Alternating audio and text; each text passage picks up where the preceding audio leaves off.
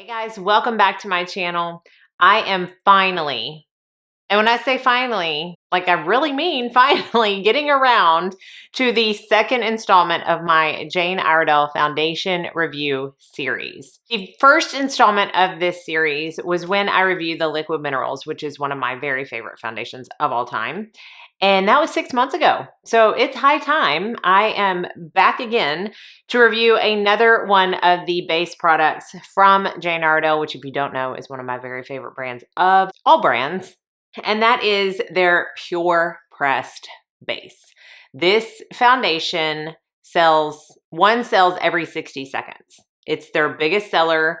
It is, I feel like, something that's not talked about enough, but I do feel like this video is kind of good timing because it is being shown more and more on Instagram because of the repackaging and kind of rebranding that Jane Iredale is doing. And they started off with the refillable compact for the Purepressed Base. So it now comes in this really luxe white matte refillable compact with gold edges. There is a little spot right back here that you can push it out and buy the refills when you are finished. So very elegant, love, love, love. Because this is a powder foundation, I am going to do a couple of things beforehand. Now, I am not a huge primer person. I feel like I've said that many a times. I feel like a good, well-prepped skin holds on to foundation as it should hold on to foundation. Now, there are instances where I do feel like primers are needed.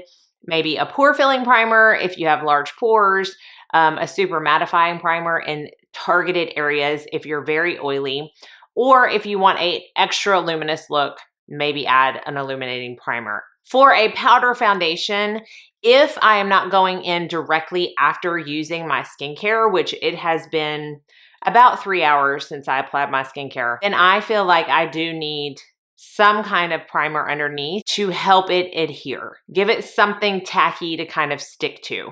So there are two primers that I love specifically with this foundation, and they are both from Jane Iredale. The first is the Smooth Affair. Now this is the old packaging. It does not look like this anymore, but it is the exact same Smooth Affair brightening. So if you see that, that is this product. The new packaging is this white matte packaging, and this one's a little dirty. It lives in my professional kit, but this is the Smooth Affair Illuminating Glow. So depending on what you want, if you want a brightening, this one is a more of a serum consistency. This one is a little bit more of a lotion consistency. So it's going to be personal preference. I find that they both work great. For this particular foundation, I prefer the brightening. I like the consistency of it a little bit more. So I'm going to take some of that. That's what it looks like. See how it's a little bit runnier, serum consistency. You can put it on with your fingers. I'm just going to kind of apply it lightly with a brush. And you're going to see that it still gives a little bit of a glow to the skin, but it's going to sink in really nice. I feel like if you have normal to dry skin, this is a great one. They also have a Smooth Affair for oily skin. I'm going to do my under eyes and set that because I like to do all cream products before I go in with a powder foundation. So I'm going to go with my Jane Iredale Enlighten Plus concealer. This is in the shade number 1. I'm going to take a very tiny amount, warm it up real nice in between my fingers. This is a very thick product. It is a very full coverage product. You need a very small amount, and really working it into the warmth of your skin like this is going to help it press into the skin even better. And then I do add a concealer on top of this because I like even more coverage. And this does have a slight peachy color. Now I don't think it's so much to where when you add it to your under eyes, it looks orange. I just like a little bit more concealer. So I'm going to use my Clinique Even Better. If you have blemishes or, a lot of redness that you want to cover, this is a good time to do that with a concealer. I have redness, but I really don't want to cover that with concealer today because I want to show you the coverage of the actual foundation. And then I'm going to set with my Rare Beauty loose powder just under the eyes where I used that concealer.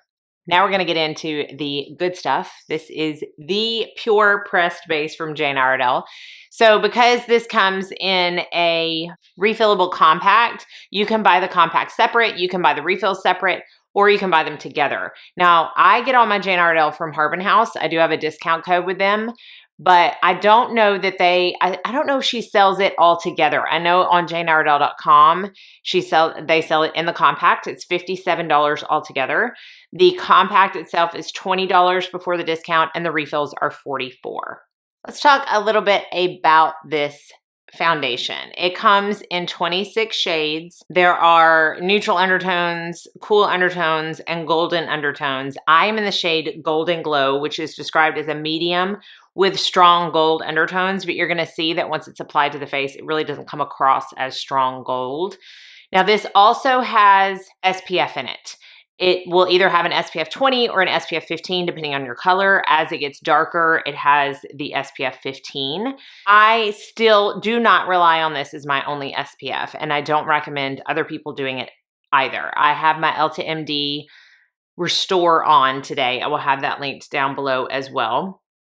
But they do market it as a foundation, concealer, and SPF. It's a medium to full coverage with a semi-matte finish, so they do market this one more to your normal to oily skin types, whereas the Amazing Base is marketed more towards the normal to dry. However, I am normal to sometimes dry, and I have no issues using this at all. So I don't want anybody to see that and think, oh, well, I've got normal to dry skin, I can't use it, because that is just, in my experience, is not the case at all. So it is a mineral foundation. It has soothing sea minerals to nourish all skin types and act as anti-irritants. It's got antioxidants. It is a physical broad spectrum SPF. None of the Jane Iredale products have talc, so this is talc-free. It is recommended by the Skin Cancer Foundation as an effective broad-spectrum sunscreen. Again, it is an effective broad-spectrum sunscreen. I just don't think it's the only one you need to use.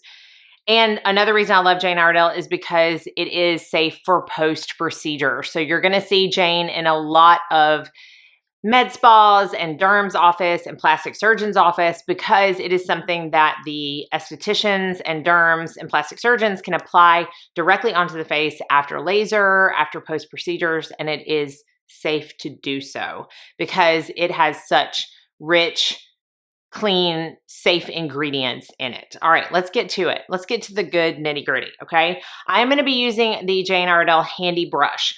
This is a kind of flat top kabuki brush. I am not going to say you have to have this brush for this product, but it does work really well. I mean, they made it and market it for this product. But I have used it with others. My Real Techniques powder brush is great. I will link that down below as well. It's another one of my favorites to use with powder foundation. But this one is just the perfect size to lay down in the powder, and then you kind of swirl it around and you pick up a good amount of product. I don't ever worry about tapping this off. I want this product to be on the brush. So what Jane always suggests doing, and what I do find works the best, is to swipe this down in a downward motion on the skin. This ensures that any hairs that you have on your face are going to be laying down. You're not pushing up and buffing against those. It also ensures that the minerals lay down in the way that they were designed to lay.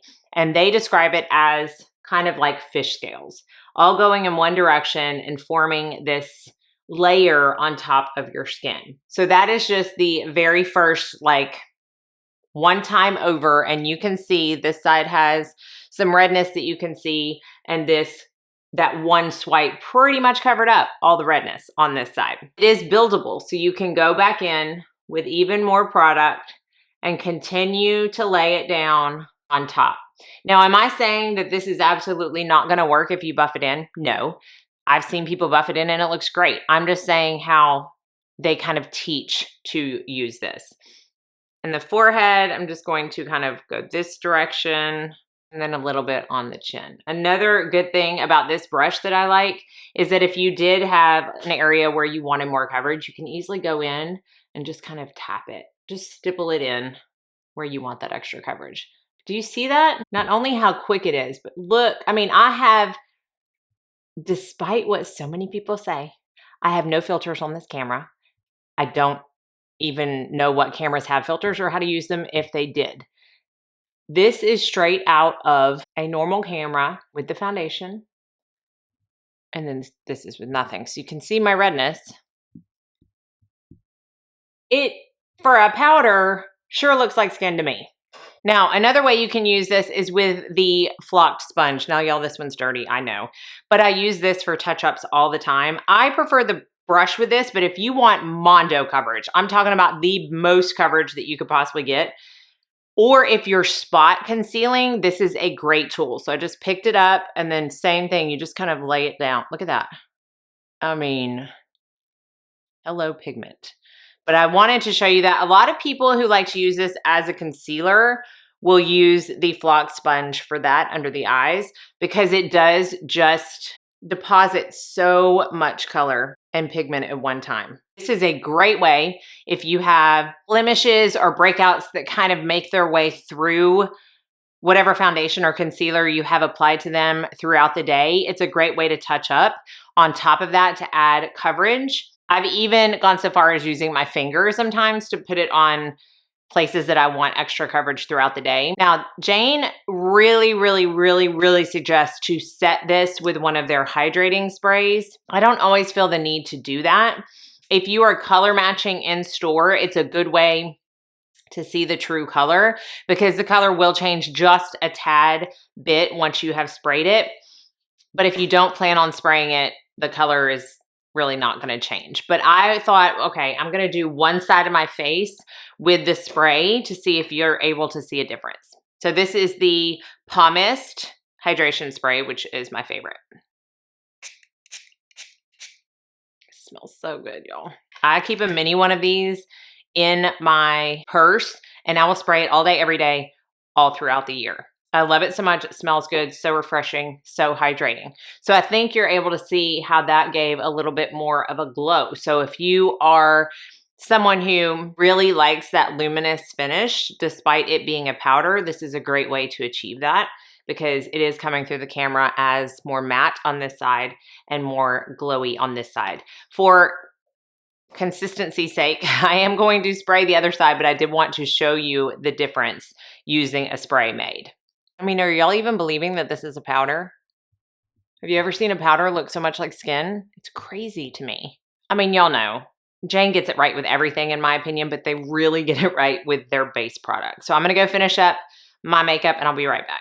Okay, my makeup is complete. And while I did use all powder products today, I will say that another pro for this powder foundation is that I find pretty much all creams will blend over this. Now, the Jane Iredale Stick Cream Blush and Highlighters were specifically formulated to go over their powder foundations. So those are just a no-brainer. If you like a cream formula, you apply the powder foundation first, and then you go on top of the cream, which is kind of backwards from what most people teach, and even from what I do most of the time. But if I have a cream highlight that I want to wear that day, it's nothing for me to just tap it over this. It doesn't mess up the foundation. It doesn't disrupt the highlight. It really works well with other creams. As you can see, it's a very nice medium to full coverage foundation. When I first started using this, and I think even in my powder foundation video where I did my roundup, I think I even mentioned that I prefer this one to set foundations more than I do by itself. But as I have used it more and more, I really enjoy it by itself as well, because this is not going to go anywhere. That is the best part about a powder foundation to me, is the longevity. Every powder foundation I wear doesn't budge, and this is no exception. If you want something that is going to just stand the test of time once you put your makeup on in the morning, this is definitely one to look at. And I kind of really wanted to do this video because I don't want people to be afraid of powder foundations. They just aren't one size fits all when it comes to formula. I even have some flaking going on in between my brows right now. It doesn't disturb that. I can use it on myself when I have the driest of skin. I can use it on myself when I am in the middle of the summer. It works all the time. And I do have 6 or 7 shades of this in my kit, and I use it on my more mature clients with absolutely no issue. So I just don't want people to be scared away. And I wanted to show that a powder doesn't necessarily have to look like a powder, but you can still get the benefits of everything in a powder foundation. So I do also really enjoy using this to set other foundations. I don't find that it's too heavy to do that. Now, if it's super full coverage foundation, I probably wouldn't use it, but I love this with the Jane Iredale Liquid Minerals. I use this in that review. I'll put a card up. Those two together are like a match made in heaven. They are just so good. But I've tried it with lots of other foundations as well, and I don't have an issue. I do feel like someone's going to ask, because it has SPF, whether or not it has flashback. So I did just go into my bathroom with all the blinds drawn and the lights off and take a flash photo of myself. I will stick it up here. I look kind of angry for some reason, but the whole point is to show you that I don't get flashback with this. I do use it in my kit. I've never had issues on my clients. I don't want the SPF in it to scare you if flashback is something you want to stay away from 100% of the time. Non-irritating, medium to full coverage, doesn't look like powder, lasts all day, good on all skin types in my opinion, good on all ages. Yeah, is there a con? I haven't found one yet. I truly have not found one yet. So hopefully this video was helpful. As always, I will have everything listed and linked down below. If you have any additional questions, please let me know. I hope that I was able to hit on at least the points that y'all were wondering about the most, and that this was helpful. Please, I know so many of y'all already use this and love it. So let's share about that in the comment section below. And if you haven't and you're interested in it, let us know that too.